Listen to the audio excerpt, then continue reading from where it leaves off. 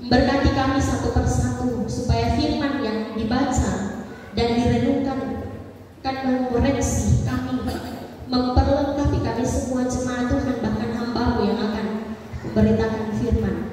Kami semua diurapi dengan Roh Kudus Tuhan, sehingga kami dapat mengerti, memahami, dan ketika kami pulang dari tempat ini kami menjadi pelaku-pelaku firman yang setia. Berfirmanlah kepada kami semua ya Tuhan, karena sesungguhnya kami telah siap sedia membaca dan merenungkan firman Tuhan. Amin. Saudara-saudaraku yang dikasihi dan diberkati Tuhan, bacaan kita pada saat ini dalam Injil Markus pasal 8 ayat 31 hingga ayatnya yang ke-38.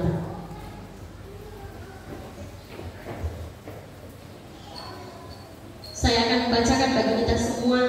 Lembaga Alkitab Indonesia memberi judul Pemberitahuan pertama tentang penderitaan Yesus dan syarat-syarat mengikut Dia.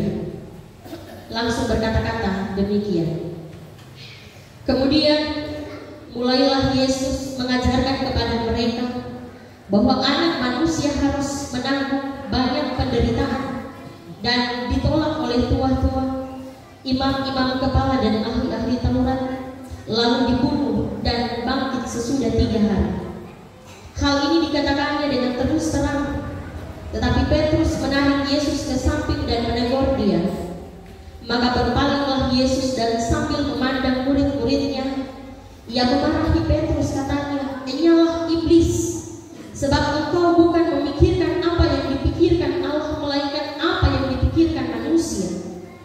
Lalu Yesus memanggil orang banyak dan murid-muridnya dan berkata kepada mereka, "Setiap orang yang mau mengikut aku, ia harus menyangkal dirinya, memikul salibnya dan mengikut aku. Karena siapa yang mau menyelamatkan nyawanya, ia akan kehilangan nyawanya. Tetapi barang siapa kehilangan nyawanya karena aku dan karena Injil, ia akan menyelamatkannya. Apa gunanya seorang memperoleh seluruh dunia tetapi ia kehilangan nyawanya? Karena apakah yang dapat diberikannya sebagai ganti nyawanya? Sebab barang siapa malu karena aku dan karena perkataanku di tengah-tengah angkatan yang tidak setia dan berdosa ini, anak manusia pun akan malu karena orang itu apabila ia datang kelak dalam kemuliaan Bapaknya diiringi malaikat-malaikat kudus." Demikian jawab bacaan kita pada saat ini yang disebut berbahagia. Ialah kita semua jemaat Tuhan yang bersama-sama mendengar, bersama-sama membaca dan mampu mengaplikasikan firman itu dalam kehidupan kita hari lepas hari. Hosea.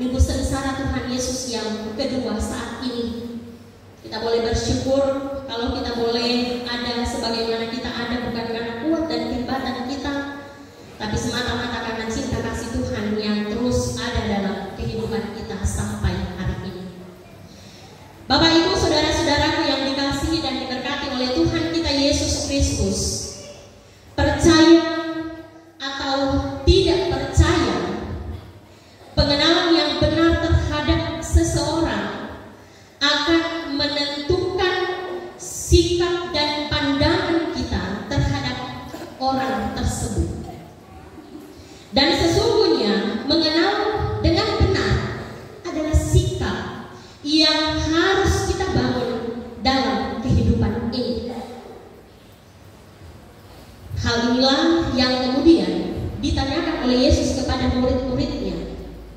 Yesus bertanya kepada murid-muridnya tentang siapa dirinya. Ada yang mengatakan kalau Yesus adalah Yohanes. Ada yang mengatakan kalau Yesus adalah Elia. Ada yang mengatakan kalau Yesus adalah salah seorang dari para nabi. Bahkan Petrus sendiri mengatakan bahwa Yesus adalah Mesias. Nah, setelah Yesus mendengar apa yang diungkapkan oleh murid-muridnya tentang dirinya, Yesus menghendaki agar murid-muridnya itu mengenalnya dengan benar, mengenal pribadi Yesus itu sendiri. Karena pada saat itu mereka sedang ada di Kaisaria di Filipi, yang merupakan tempat di mana kaisar itu dianggap sebagai Tuhan, dan di tempat itu bebas mereka menyembah kepada siapa saja. Nah, saudara-saudaraku yang dikasihi Tuhan, dengan demikian terbangunlah sebuah konsep bahwa penilaian terhadap sesuatu itu tergantung pada penilaian diri sendiri,